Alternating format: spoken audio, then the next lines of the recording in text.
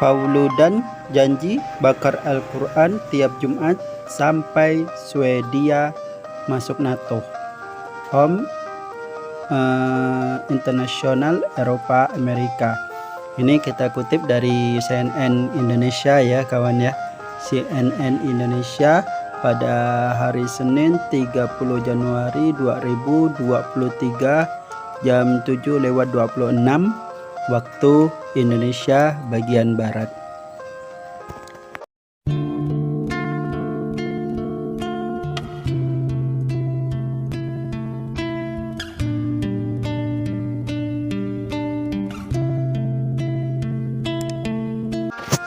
Assalamualaikum warahmatullahi wabarakatuh. Bertemu lagi dengan kita Hafiz Quran Bang Umam.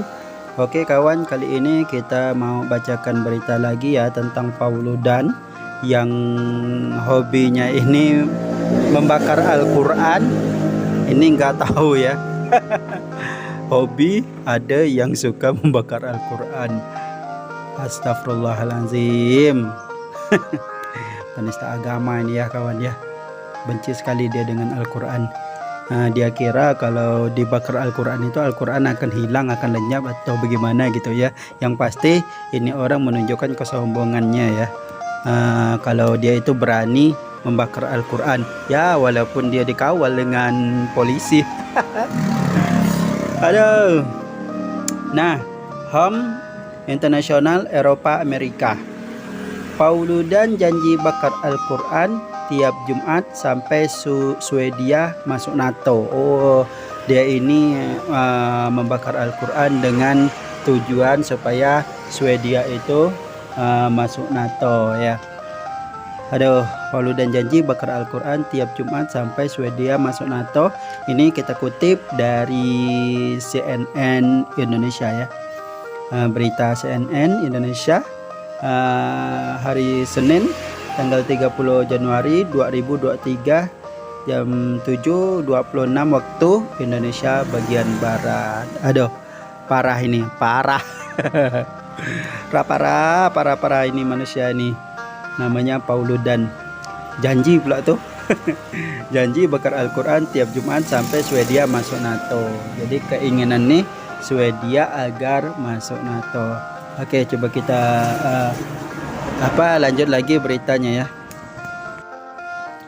Jakarta, CNN Indonesia. Politikus ekstrim kanan Swedia Denmark anti-Islam Rasmus Pauludan kembali memicu amarah publik dengan membakar Al-Quran lagi. Nah, kali ini aksi anti-Islam itu ia lakukan di depan sebuah masjid dan kedutaan besar Turki di Copenhagen, Denmark pada Jumat tanggal 27 ya. Hari Jumat tanggal 27 ya, bulan Januari 2023. Oke, kawan. Dikutip surat kabar Swedia Aftonbladet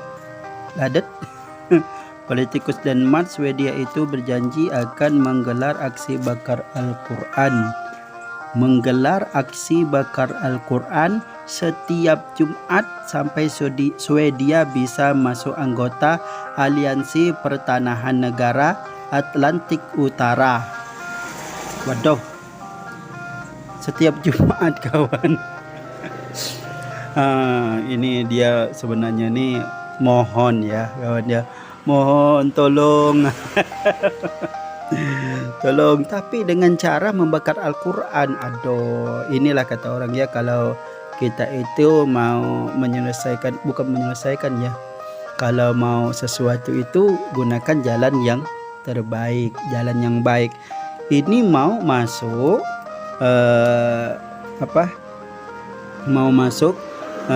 ke aliansi, tetapi menunjukkan kalau dia itu membuat sesuatu yang tidak disenangi. Istilahnya apalagi yang membakar Al-Quran. Aduh, sangsat sekali ya. Nah, dikutip surat kabar Swedia, politikus Denmark Swedia itu berjanji akan menggelar aksi bakar Al-Quran setiap Jumat sampai Swedia bisa masuk anggota aliansi pertahanan negara Atlantik Utara. Kan ndak masuk akal gitu, mau masuk aliansi ya menunjukkan sesuatu hal yang mungkin di aliansi itu ndak senang ya sebenarnya, apalagi dengan cara membakar Al-Quran. Masya Allah, ini kan menghina sekali, menghina agama Islam, apalagi yang dia maksud ini mungkin Turki ya. Nah kan nanti kan kacau akhirnya ya, kacau. Sebelumnya Pauludan telah lebih dulu menggelar aksi serupa di depan kedubes Turki di Stockholm, Swedia.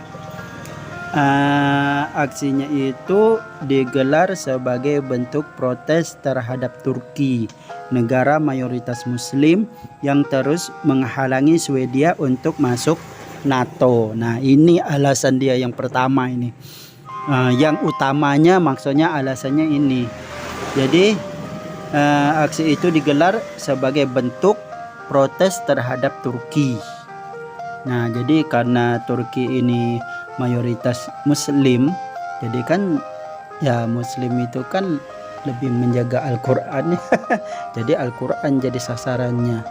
Nah nih, ini dia menyelesaikan suatu masalah, tetapi dia tidak memikirkan akibat dari masalah yang diselesaikan. Bagaimana dia ini mau diterima di aliansi, tetapi sesuatu yang diagungkan oleh Turki ini dia hina. Jadi susah ya, susah. Sebenarnya mayoritas Muslim ya dia harus menghormati Al-Quran, sebenarnya lebih menjunjung tinggi Al-Quran kalau dia itu mau masuk aliansi. Ini ya, jadi ini dia gelar sebagai bentuk protes terhadap Turki. Nah karena dia menganggap Turki itu mayoritas Muslim, jadi ini kesalahan fatal yang dibuat. Kan akhirnya jadi bikin masalah baru. Bukan dia ini diterima, tetapi membuat masalah baru, yang masalah ini malah lebih luar biasa lagi. Nah itulah ya, kalau orang ndak berpikir panjang. Kalau tidak berpikir panjang, maka ya hasilnya kurang lebih ya seperti ini. Kan sangsot akhirnya, sangsot. Bahasa apa itu sangsot? Ada kacau. Oke, berita selanjutnya. Nah, Turki anggota NATO sejak 1952. Nah, jadi Turki anggota NATO sejak 1952 ogah menerima Swedia dan Finlandia masuk aliansi pertahanan itu dengan alasan kedua negara masih mendukung organisasi yang dianggap Ankara kelompok teroris.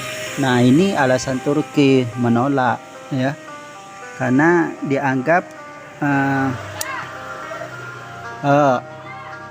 jadi ini alasan Turki ya, ogah menerima Swedia dan Finlandia masuk aliansi pertahanan itu dengan alasan kedua negara masih mendukung organisasi yang dianggap Ankara kelompok teroris. Nah dia mendukung.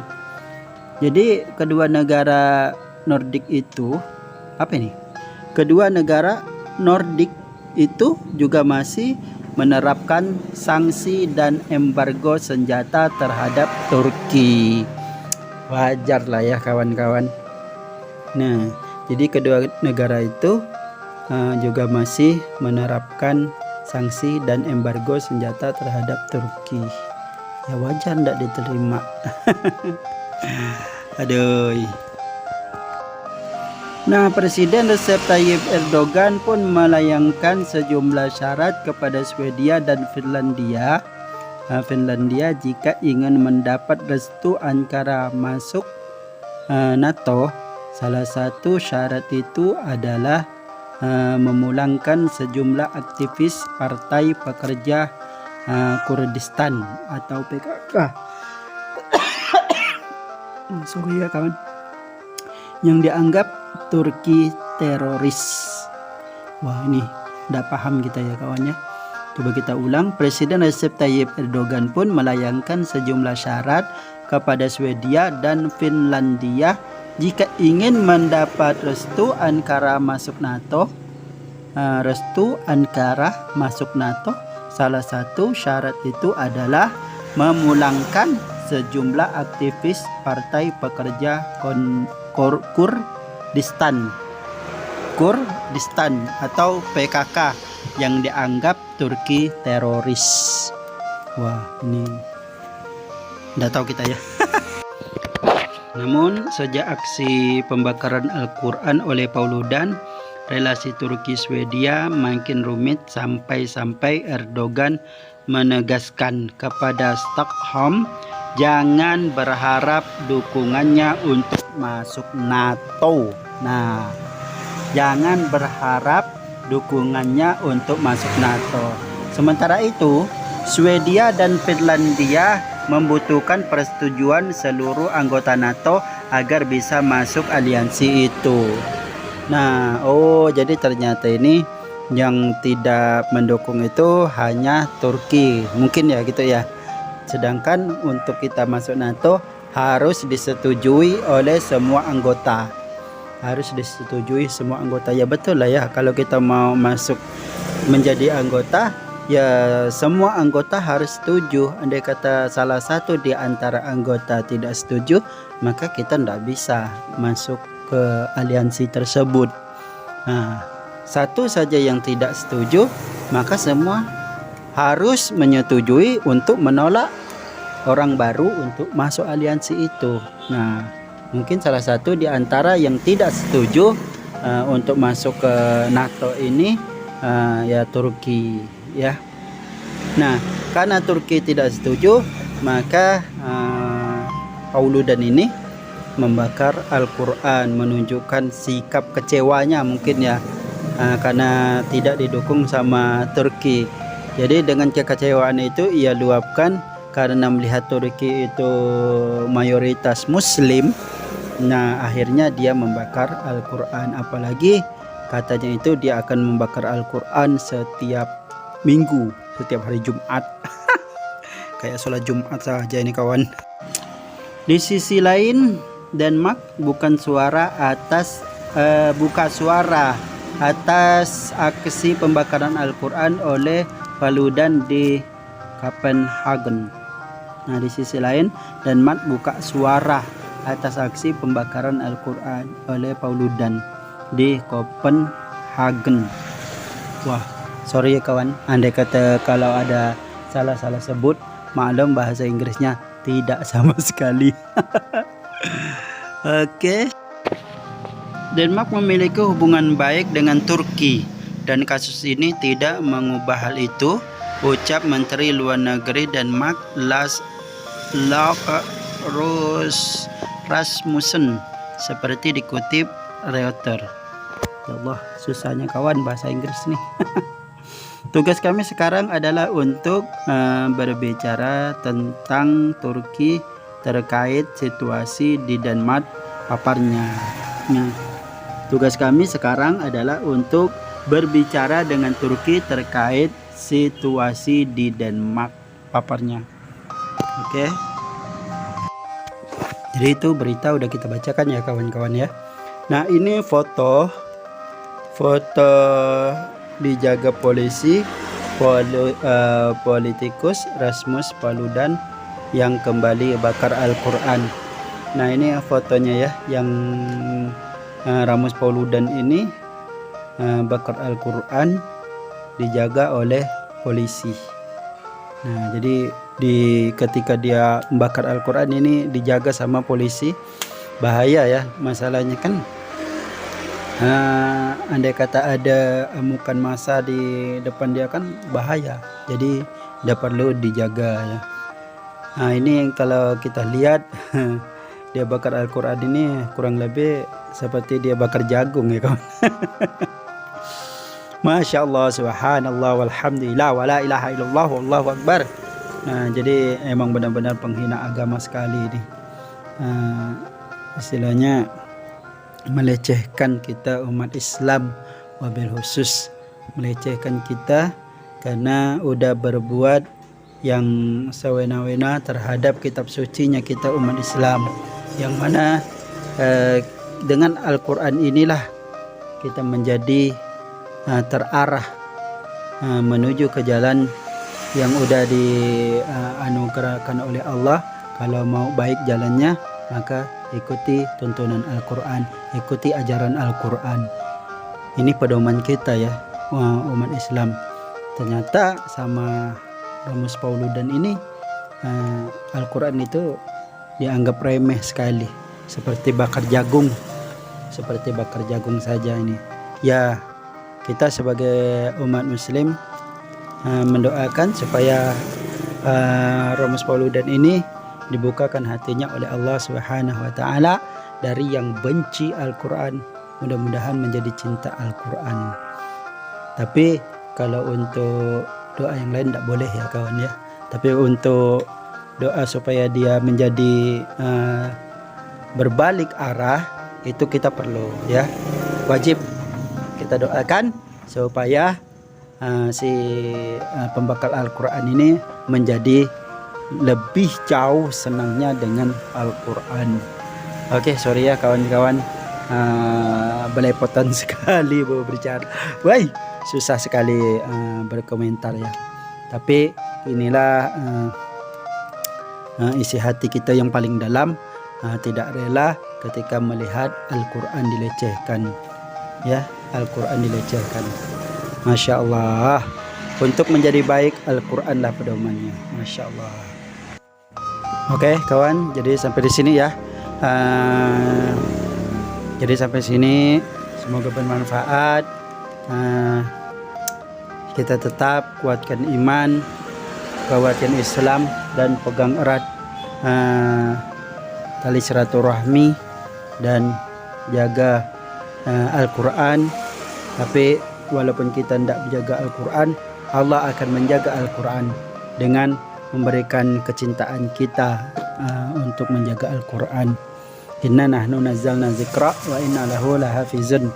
Allah yang menurunkan Al-Quran dan Allah yang akan menjaganya. Oke kawan, semoga bermanfaat. Jadi sampai di sini. Assalamualaikum warahmatullahi wabarakatuh.